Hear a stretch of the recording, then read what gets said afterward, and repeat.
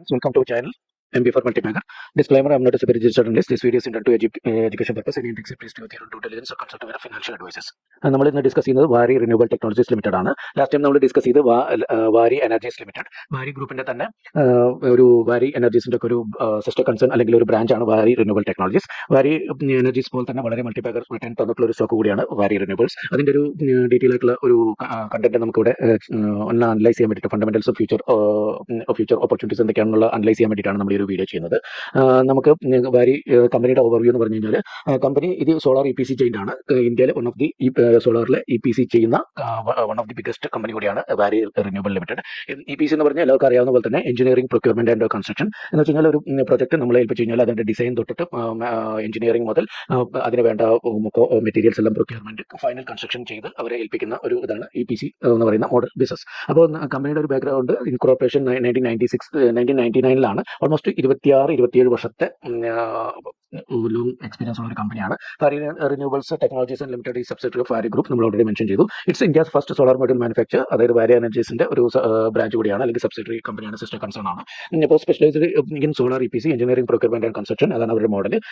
Business segments നോക്കുകയാണെങ്കിൽ utility scale project, down moulded solar farms, നമുക്ക് ഇവിടെ ഒരു ഇതിൽ കാണുന്ന പോലെ തന്നെ ഗ്രൗണ്ടിൽ ഈ ഒരു സോളാർ പാടങ്ങൾ, നമ്മൾ മലയാള ഭാഷയിൽ പറയുകയാണെങ്കിൽ ഗ്രൗണ്ടിൽ നമ്മൾ സോളാർ പാടങ്ങൾ നിർമ്മിക്കുക. പിന്നെ on site solar solution for industrial and commercial clients. ഓരോ കമ്പനികൾക്കും അവരുടേതായ സൈറ്റുകളിൽ സോളാറിന്റെ പാനൽ, അതുപോലെ അതിനുവേണ്ട എനർജി സൊല്യൂഷൻസ് കൊടുക്കുക. പിന്നെ innovative solar solutions water bodies, നമ്മുടെ വലിയ ലേക്സ്, തടാകങ്ങളിലും വാട്ടർ ബോഡീസിലൊക്കെ സോളാറിന്റെ പാനൽ ഫിറ്റ് ചെയ്തുകൊണ്ട് അവർക്ക് വേണ്ട ഒരു സോളാർ മാനുഫാക്ചറിങ് എനർജി അവിടെ നിന്ന് ഉണ്ടാക്കുക എന്നതൊക്കെയാണ് ഇവരുടെ പ്രധാന രീതിയിലുള്ള ബിസിനസ് മോഡൽ. അതുകൂടാതെ ഓപ്പറേഷൻസും മെയിൻ്റനൻസ് സർവീസ് അവർ കൊടുക്കുന്നുണ്ട്.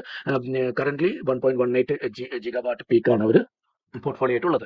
IPP മോഡൽ, IPP എന്ന് പറഞ്ഞാൽ ഇൻഡിപെൻഡന്റ് പവർ പ്രൊഡ്യൂസർ എന്നാണ് ഫുൾ ഫോം വരുന്നത്. Transiting to independent power producer എന്ന് പറയുന്ന ഒരു മേഖലയിലേക്ക് കൂടി വരുന്നുണ്ട്. ഇതെങ്ങനെ ചെയ്യുന്നു? Setting up to 220 megawatt peak plant. അപ്പോൾ ഇത് റെഗുലർ ബിസിനസ് കിട്ടാവുന്ന ഒരു മേഖലയാണ്. അപ്പോൾ കറന്റ് പൊസിഷൻ ആൻഡ് ഫിനാൻഷ്യൽ നോക്കുകയാണെങ്കിൽ നമുക്ക് ഫിനാൻഷ്യൽ റവന്യൂ ഗ്രോത്ത് വരുന്നത് 9 months FY26 revenue reach 229 crores ആണ്. ഈ ഒരു 9 months FY26 ഫിനാൻഷ്യൽ ഇയർ, അതായത് ഏപ്രിൽ മുതൽ ഡിസംബർ അവസാനിക്കുന്ന ക്വാർട്ടർ വരെയുള്ള സെയിൽസ് നോക്കുകയാണെങ്കിൽ 2229 കോടി. കഴിഞ്ഞ വർഷത്തെ അപേക്ഷിച്ചിട്ട്, കഴിഞ്ഞ വർഷം ഇതേ കാലയളവിൽ കഴിഞ്ഞ FY25 9 months സെയിൽസ് നോക്കുമ്പോൾ ഇയർ ഓൺ ഇയർ ഗ്രോത്ത് 98.8%. അതായത് കഴിഞ്ഞ 2025 FY 9 months കൊണ്ട് ഉണ്ടാക്കിയതിന്റെ 99% ഇയർ ഓൺ ഇയർ ഗ്രോത്ത് അവർക്ക് 1221 കോടി ഉണ്ടായിരുന്ന വരുമാനം 9 മാസം കൊണ്ട് ഉണ്ടാക്കിയ വരുമാനം ഓൾമോസ്റ്റ് ഡബിൾ എന്ന് പറയാവുന്ന 99% ഓൾമോസ്റ്റ് 100% ആണ്. 100% അത്രയും വരുന്ന റവന്യൂ ജനറേറ്റ് ചെയ്തിട്ടുണ്ട്. നെറ്റ് പ്രോഫിറ്റ് നോക്കുകയാണെങ്കിൽ പ്രോഫിറ്റബിലിറ്റി പാറ്റേൺ എന്ന് പറയുന്നത് നെറ്റ് പ്രോഫിറ്റ് 9 months കൊണ്ട് ജബ്ഡ് 139%, 100% കൂടുതൽ പ്രോഫിറ്റ് ഉണ്ടാക്കാൻ പറ്റിയിട്ടുണ്ട്. അതായത് ലാസ്റ്റ് 9 months FY25 9 months കൊണ്ട് 135 കോടിയാണ് കമ്പനി പ്രോഫിറ്റ് ഉണ്ടാക്കിയതെങ്കിൽ FY26 9 months കൊണ്ട് 323 കോടിയുടെ പ്രോഫിറ്റ് ഉണ്ടാക്കാൻ പറ്റും. അതായത് 139% ജമ്പാണ് കമ്പനി പ്രോഫിറ്റിൽ. 99% സെയിൽസിലും റവന്യൂലും പാറ്റിൽ 139% പ്രോഫിറ്റ് ഉണ്ടാക്കാൻ പറ്റും. എബിറ്റ മാർജിൻ നോക്കുകയാണെങ്കിൽ 18.7% 19.5% ഇംപ്രൂവ് ചെയ്തിട്ടുണ്ട്. ഡെറ്റ് പ്രൊഫൈൽ നോക്കുകയാണെങ്കിൽ ലോ ഡെറ്റ് ആണ്, ആകെ 0.12% ഉള്ളൂ. ഓൾമോസ്റ്റ് 81 കോടി മാത്രമാണ് ഡെറ്റ് ഉള്ളൂ. ഇത്രയും ഒരു കമ്പനിക്ക് 81 കോടി മാത്രമാണ് ഡെറ്റ് ഉള്ളൂ. റിസർവ്സ് നല്ല രീതിയിലുണ്ട്. അപ്പോൾ return on capital employed ROC നോക്കുകയാണെങ്കിൽ 82.3%, ROE പറഞ്ഞു കഴിഞ്ഞാൽ 65.6%. വളരെ മികച്ച ROE ആണ്. One of the best in the industry. അത്രയും നല്ല മികച്ച പെർഫോമൻസ് ഉള്ള കമ്പനിയാണ്. ഗ്രോത്ത് അനാലിസിസ് നോക്കുകയാണെങ്കിൽ റവന്യൂ ട്രജറ്ററി നമുക്ക് ഫ്രം 2 കോടിയായിരുന്നു 2018 റവന്യൂ, വെറും 2 കോടി മാത്രം ഉണ്ടായിരുന്ന ഒരു റവന്യൂ ഉണ്ടായിരുന്ന ഒരു കമ്പനി 2025 അവസാനിക്കുമ്പോൾ 1590, അതായത് 1600 കോടിയോളം രൂപ 2025 ഫിനാൻഷ്യൽ ഇയർ അവസാനിക്കുമ്പോൾ കമ്പനിയുടെ റവന്യൂ ഉണ്ട്. റവന്യൂ അതിന്റെ ഗ്രോത്ത് എന്ന് പറയുന്നത് 114.8 വർഷത്തെ ഗ്രോത്ത്. നമ്മൾ CAGR എടുക്കുമ്പോൾ ഓരോ വർഷത്തെ ഗ്രോത്തിന്റെയും 114-115%, 114.64 നമ്മൾ പ്രിസൈസ്ലി പറയുന്നത് 115% ഓരോ വർഷം റവന്യൂവിൽ ഗ്രോത്ത് കാണിക്കാൻ പറ്റിയെന്നുള്ളതാണ് CAGR. അപ്പോൾ TTM നോക്കുകയാണെങ്കിൽ 27.06, ട്രെയിലറിംഗ് 12 months നമ്മൾ നോക്കുകയാണെങ്കിൽ 2206 കോടിയാണ്. ഇതേ കാലയളവിൽ FY25 TTM ആയിട്ട് നോക്കുകയാണെങ്കിൽ 1393 കോടി, 1393 കോടിയാണ് ഇവിടെ 2706 കോടി. അതായത് കഴിഞ്ഞ നമ്മൾ സ്ലൈഡിൽ നോക്കിയ പോലെ 94% TTM ഗ്രോത്ത് ഇവിടെ ഉണ്ടായിട്ടുണ്ട്.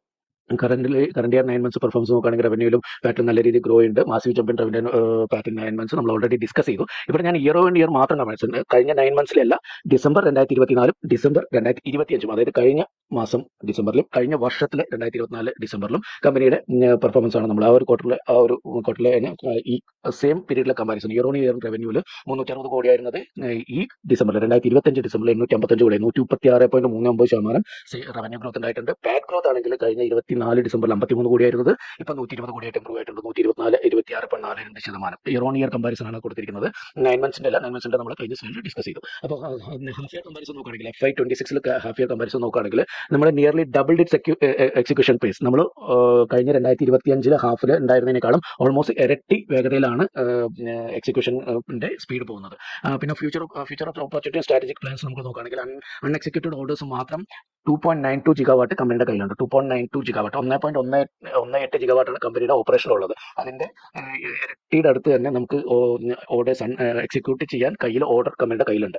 ആനുവൽ പ്രൊജക്ഷൻ നോക്കുകയാണെങ്കിൽ aim to execute 1.8 to 2 gigawatt projects annually. എല്ലാ വർഷവും 1.8 to 2 ജിഗാവാട്ട് പ്രൊജക്ട് ആനുവലി ചെയ്യാനാണ് കമ്പനി എക്സിക്യൂഷൻ പ്ലാൻ ഉള്ളത്. അപ്പോൾ ഒരു വർഷത്തിൽ കൂടുതൽ അല്ലെങ്കിൽ ഒരു 15-16 മാസത്തെ ഓർഡർ ഓൾറെഡി കയ്യിലുണ്ട്. 16 മാസത്തോളം ഓർഡർ കയ്യിൽ ഇപ്പോൾ ഉണ്ട്, നമുക്ക് വിസിബിൾ ആണ് ഈ ഒരു സ്പേസിൽ നമ്മൾ കാൽക്കുലേറ്റ് ചെയ്താൽ പോലും. അപ്പോൾ മാർക്കറ്റ് ടൈമിൽ നോക്കുകയാണെങ്കിൽ നാഷണൽ സോളാർ കപ്പാസിറ്റി കോൾ നമ്മുടെ ഇന്ത്യയുടെ നോൺ ഫ്യൂവൽ ഏരിയയിൽ 500 നമ്മൾ കഴിഞ്ഞ വീഡിയോയിൽ ഡിസ്കസ് ചെയ്തു. 500 ജിഗാവാട്ട് ആണ് നോൺ ഫ്യൂവലിന് 2030 കൂടി ഇന്ത്യ എയിം ചെയ്യുന്നത്. അതിൽ തന്നെ ഇന്ത്യയുടെ ഗോൾ 2030 250 ജിഗാവാട്ട് സോളാർ കപ്പാസിറ്റി കൊണ്ട് നേടുന്നതാണ്. 500 മെഗാവാട്ടിലെ പകുതി കൂടുതൽ കപ്പാസിറ്റി സോളാറിൽ നിന്ന് വരണമെന്നാണ് ഇന്ത്യ എയിം ചെയ്യുന്നത്. അപ്പോൾ 250 ജിഗാവാട്ട് സോളാർ കപ്പാസിറ്റി ബൈ 2030. അതിന്റെ ബെനിഫിഷ്യറി ഡെഫിനറ്റ്ലി സോളാർ എനർജി, വാരി എനർജീസും സോളക്സ് എനർജീസും അതുപോലെ തന്നെ ഇതുപോലെ EPC കമ്പനികളായിട്ടുള്ള വാരി റിന്യൂവബിൾ കമ്പനികൾക്കൊക്കെ തന്നെ ഒരുപോലെ ബെനിഫിഷ്യറി ആയിട്ട് വരാൻ സാധ്യതയുള്ളൊരു എയിമാണത്. ഇപ്പോൾ ഇന്റർനാഷണൽ എക്സ്പാൻഷൻ നോക്കുകയാണെങ്കിൽ diversification bidding for international EPC contracts, ഇവരെ നമ്മൾ ഇന്ത്യയിൽ മാത്രമല്ല ഇന്റർനാഷണൽ ബിഡിംഗിൽ കൂടി കമ്പനി പങ്കെടുക്കാൻ തുടങ്ങിയിട്ടുണ്ട്. പിന്നെ ഗ്രീൻ ഹൈഡ്രജൻ സ്റ്റോറേജ്, നമ്മൾ ന്യൂ വെഞ്ചേഴ്സ് എന്ന് പറഞ്ഞാൽ പുതിയ സംരംഭങ്ങൾ കമ്പനിയുടെ എന്നൊക്കെ പറഞ്ഞാൽ നമ്മൾ വാരി എനർജീസ് ഡിസ്കസ് ചെയ്ത പോലെ തന്നെ entry in to electrolyser manufacturing. Electrolyser പ്രധാനമായിട്ട് ഹൈഡ്രജൻ എനർജിക്ക് വേണ്ടിയിട്ട് ഗ്രീൻ ഹൈഡ്രജന്റെ ഭാഗമായിട്ടുള്ള ഇലക്ട്രോലൈസർ മാനുഫാക്ചറിംഗ് നമ്മൾ കമ്പനി തുടങ്ങിയിട്ടുണ്ട്. അതിന്റെ ഒരു ബെനിഫിറ്റ് അതിന്റെ പ്ലാന്റ് എക്സിക്യൂഷൻ ഒക്കെ വരുമ്പോൾ അതിന്റെ എക്സിക്യൂഷൻ പാർട്ടിലും ഇവർക്ക് ബിസിനസ് കിട്ടാൻ സാധ്യതയുണ്ട്. പിന്നെ battery energy storage system, best എന്നാണ് ഷോർട്ട് ഫോമിൽ അറിയപ്പെടുക, ബാറ്ററി എനർജി സ്റ്റോറേജ് സിസ്റ്റം. ഇത് നമ്മൾ സോളാറിനൊക്കെ നല്ല രീതിയിൽ പവർ ജനറേറ്റ് ചെയ്ത് കഴിഞ്ഞാൽ അത് സ്റ്റോർ ചെയ്യാനുള്ള ഒരു പ്രോബ്ലം. സാധാരണ നമ്മൾ അത് സ്റ്റോർ ചെയ്യാൻ പറ്റില്ലെങ്കിൽ അത് വേസ്റ്റ് ആയി പോകും. അപ്പോൾ അതിന് വേണ്ട എക്സ്ട്രാ വരുന്ന എനർജി സൂക്ഷിക്കാനുള്ള ഒരു മെത്തേഡാണ് ഈ ബെസ്റ്റ് എന്ന് പറയുന്ന സിസ്റ്റം. അതിലേക്കും കമ്പനി സ്റ്റെപ്പ് ചെയ്തിട്ടുണ്ട് വാരി എനർജീസ്. അപ്പോൾ അതിന്റെ ഒരു ബെനിഫിഷ്യറി എക്സ്ട്രാ എനർജി സൂക്ഷിക്കാൻ വേണ്ട EPC പ്രൊജക്റ്റും ഇവർക്ക് തന്നെ വരും. അല്ലെങ്കിൽ ഇവർക്ക് കിട്ടുന്ന പ്രൊജക്റ്റുകളിൽ അതുകൂടി ഉൾപ്പെടുത്തുമ്പോൾ അതിന്റെ റവന്യൂ കൂടി ഇൻക്രീസ് ചെയ്യാൻ സാധ്യതയുണ്ട്. ഇപ്പോൾ അത് ചെയ്യുന്നുണ്ട്. അതുകൂടി പുതിയ ഓർഡറുകളൊക്കെ വരുമ്പോൾ ഇതിനും കൂടി സാധ്യതകളുണ്ട്. അപ്പോൾ ഫണ്ടമെന്റൽ അനാലിസിസ് നോക്കുകയാണെങ്കിൽ profit growth over 140% CAGR profit ഗ്രോത്തിൽ കഴിഞ്ഞ 5 വർഷത്തെ ആവറേജ് എടുക്കുമ്പോൾ 5 വർഷം കൊണ്ട് 140% CAGR കമ്പനി വളർന്നിട്ടുണ്ട്. അമേസിംഗ് ആണ് ഇതിന്റെ ഒക്കെ ഒരു ഫണ്ടമെന്റൽസ്. EPC ബ്രാഞ്ചിൽ ഇന്ത്യയിലെ ലാർജസ്റ്റ് സോളാർ മൊഡ്യൂൾ മാനുഫാക്ചർ ആണ്. അതായത് ലാർജസ്റ്റ് മാനുഫാക്ചർ സോളാർ മാനുഫാക്ചറിന്റെ ഒരു ബ്രാഞ്ചാണ്, EPC ബ്രാഞ്ചാണ് നമ്മുടെ വാരി റിന്യൂവബിൾസ്. നമ്മൾ മെൻഷൻ ചെയ്ത് കഴിഞ്ഞു. 9 മന്ത്സ് പെർഫോമൻസ് നോക്കുകയാണെങ്കിൽ revenue 98.9% year on year, 99% year on year growth നമ്മൾ ഓൾറെഡി പറഞ്ഞാണ്. 1121 കോടി ഉള്ളത് ഓൾമോസ്റ്റ് 2029 കോടി. നെറ്റ് പ്രോഫിറ്റ് 132 കോടി, 135 കോടി, 323 കോടിയായിട്ട് ഇമ്പ്രൂവ് ചെയ്തു. ഓൾറെഡി നമ്മൾ ബിഗ് നമ്പേഴ്സ് ആണ്, അത്രയും വലിയ നമ്പർ ആയതുകൊണ്ടാണ് ഞാൻ വീണ്ടും ഇത് എടുത്ത് ഇവിടെ സെപ്പറേറ്റ് ചെയ്തത്. റിട്ടേൺ റേഷ്യോ നോക്കുകയാണെങ്കിൽ ROE 65.6%, ROC 82.3%. വളരെ മികച്ച ROC, വളരെ മികച്ച ROE ആണ്.